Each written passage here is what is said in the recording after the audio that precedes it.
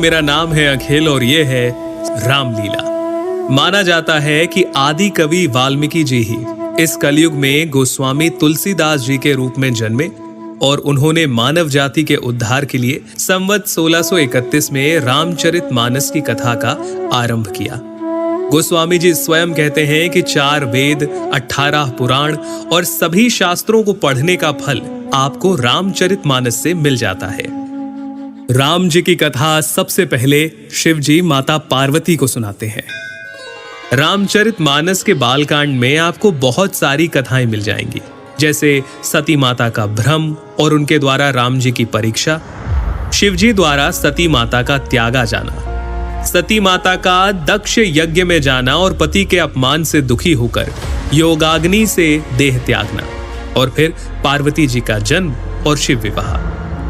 परंतु राम जी के अवतार लेने के 2 मुख्य कारण रामचरितमानस में आप जान पाएंगे।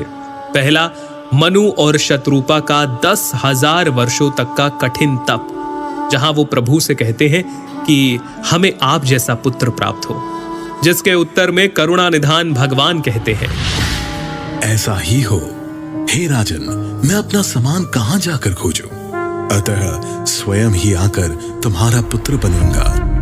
और दूसरा कारण नारद मुनि का भगवान विष्णु को दिया गया श्राप। तुमने मुझे ठगा है, अतः अपने किए का फल अवश्य पाओगे। तुमने हमारा रूप बंदर सा बना दिया, अब बंदर ही तुम्हारी सहायता करेंगे। तुमने मेरा बड़ा आहित किया है, इसीलिए तुम्हें भी स्त्री वियोग में दुखोगे। एक ओर जहां राम जन्म की भूमिका बन रही थी, वहीं पुलत्स्य ऋषि के कुल में जन्म हुआ भाइयों समेत 10 सर और 20 भुजाओं वाले प्रचंड पराक्रमी रावण का। रावण और उसके भाइयों ने ब्रह्मा जी की तपस्या कर उनसे वरदान मांगा। रावण ने कहा,